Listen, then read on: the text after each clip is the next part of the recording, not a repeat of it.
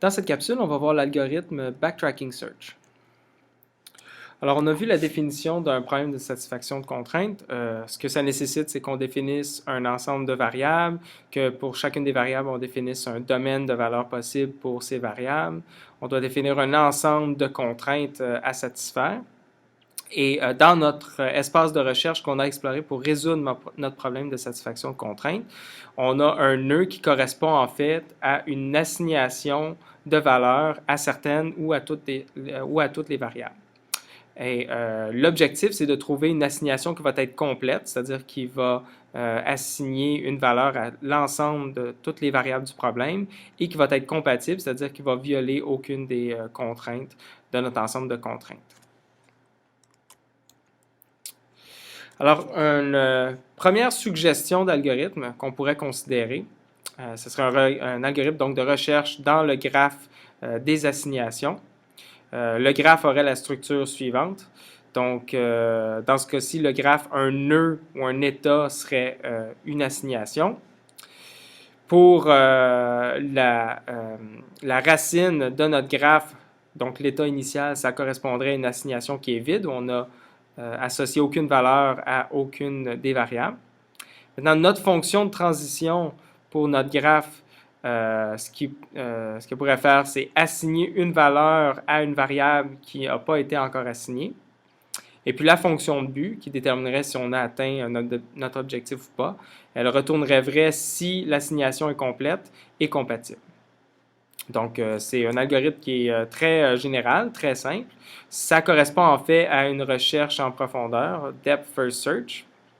Et puisque la solution doit être complète, donc doit assigner une valeur à chacune des n variables, une solution doit nécessairement apparaître à une profondeur n dans notre graphe. Maintenant, il y a deux problèmes associés à cet algorithme-là qu'on va essayer de corriger pour obtenir un algorithme amélioré qui va être le Backtracking Search. Le premier fait référence à la taille de notre arbre de recherche. Notre graphe, en fait, il correspond à un arbre où à chacun des nœuds, en fait, on génère plusieurs assignations possibles et à chacune de ces nouvelles assignations-là, on va générer d'autres assignations un peu plus complètes et ainsi de suite. Et considérons maintenant quelle est la taille de cet arbre de recherche-là. Eh bien, à la racine, donc au premier niveau, on a un nombre d'enfants qui est n fois d, où n est le nombre de variables et d est la taille du domaine, puisque à chaque niveau, on peut choisir n'importe quelle des n variables et pour chacune de celles-ci, prendre n'importe quelle des d valeurs. Donc, ça fait n fois d nouvelles assignations possibles. Donc, n fois d enfants ou nœuds successeurs à la racine. Ensuite, ça, au prochain niveau, bien là, on a n-1 variable qui est, parmi lesquelles on peut choisir pour faire une assignation, mais on a encore des valeurs possibles. Donc, on suppose ici, pour simplifier, que toutes les variables ont le même nombre de valeurs possibles dans leur domaine. Donc, dans ce cas-ci, on a n-1 fois d successeurs pour chacun des nœuds générés, donc chacun des nœuds successeurs générés par la racine. Et si on continue comme ça jusqu'à se rendre au niveau n, ça veut dire qu'on aurait n factoriel, donc n fois n-1 fois n-2 et ainsi de suite, fois d à la n, assignation complète. Et ça correspond en fait, donc n factoriel fois d à la n, nombre de nœuds dans notre arbre de recherche. Et en fait, ça se trouve à être beaucoup trop comparativement au nombre de nœuds qu'on a besoin pour tout représenter notre espace de solution.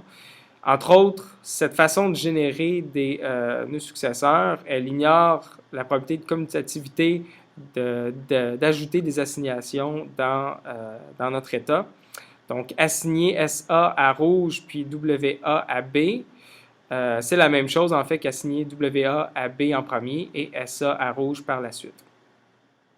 Et en fait, si on tenait compte de la commutativité, on pourrait avoir D à la N nœuds. Et pour faire ça, ce qu'on va faire, donc la première idée pour améliorer notre algorithme, c'est de considérer qu'à chaque niveau, il y a une seule variable qui va être assignée à différentes valeurs. Donc, lorsque je vais être à la racine, je vais choisir premièrement une et une seule variable. Et cette variable-là, je vais considérer toutes ses valeurs possibles.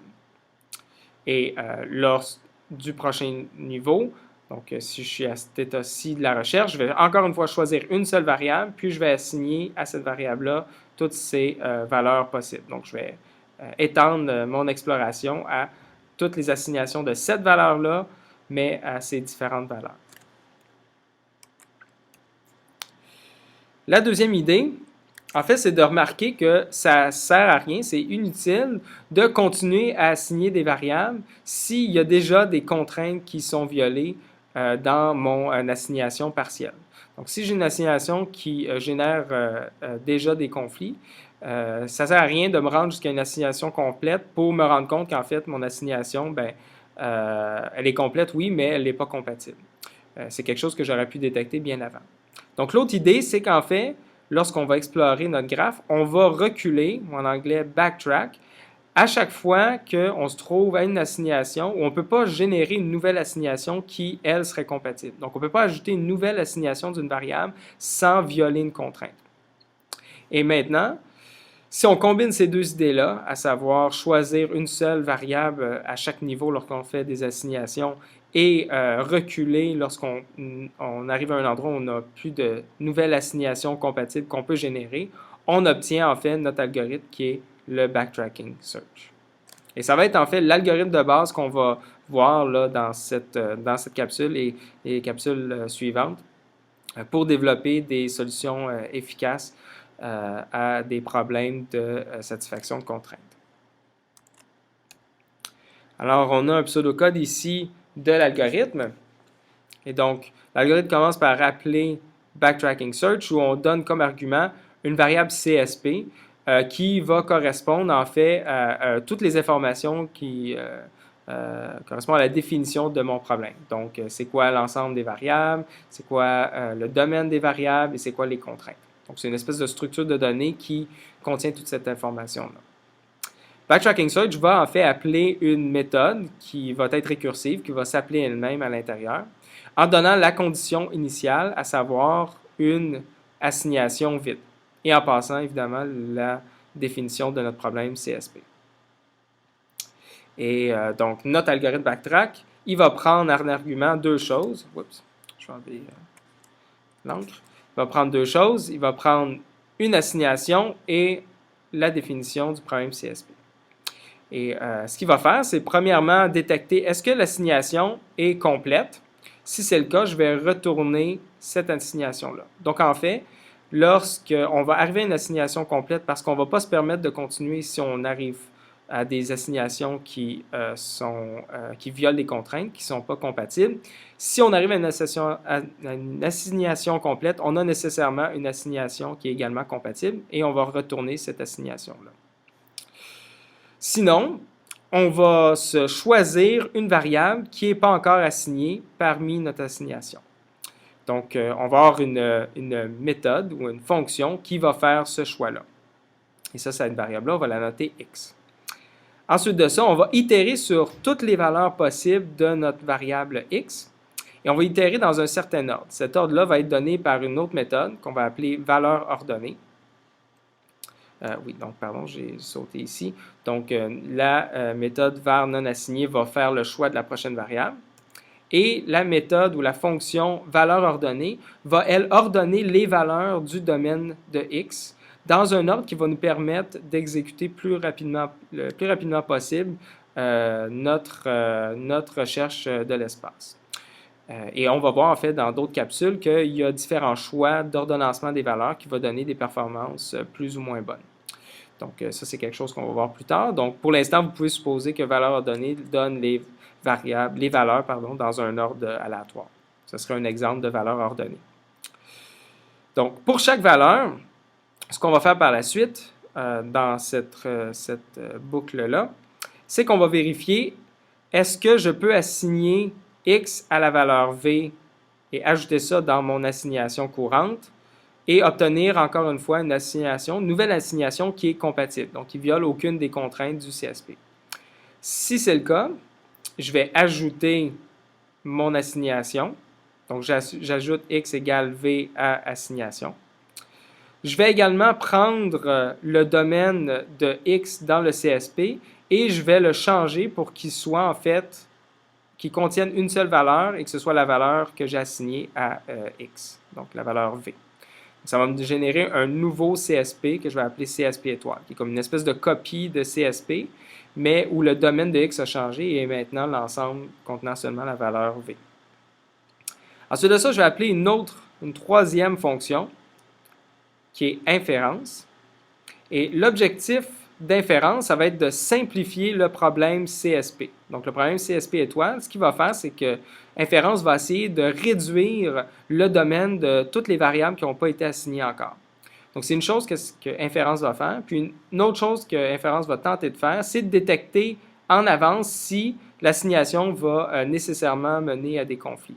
Donc, est-ce que c'est possible de voir à partir de l'assignation partielle actuelle que, quelles que soient les assignations qu'on va faire dans le futur, éventuellement, on va nécessairement arriver à des conflits, puis on n'arrivera pas à satisfaire les contraintes. Donc, inférence va faire ces deux choses-là, nous retourner un CSP étoile simplifié, et si on a détecté un conflit, il va nous retourner une variable booléenne qui va être, donc j'ai appelé OK ici, qui va être égale à faux. S'il n'y a pas de conflit, donc si OK est égal à vrai, bien dans ce cas-ci, on va appeler de façon récursive backtrack avec notre assignation augmentée. Elle est augmentée parce qu'on a ajouté x égale v. Et la nouvelle définition du CSP avec des domaines réduits. Et ça va nous retourner un résultat. Si le résultat n'est pas faux, ça veut dire que plus tard, donc plus profond dans l'exécution, on n'a pas détecté de conflit. Dans ce cas-ci, on va retourner le résultat qui a été trouvé. Donc, à ce moment-ci, ça veut dire que le résultat, en fait, éventuellement, dans l'appel récursif, on a atteint cette partie-ci, puis on a trouvé une assignation qui était complète. Donc, ce que ça fait ici, c'est que ça retourne cette assignation complète-là plus haut dans l'exécution.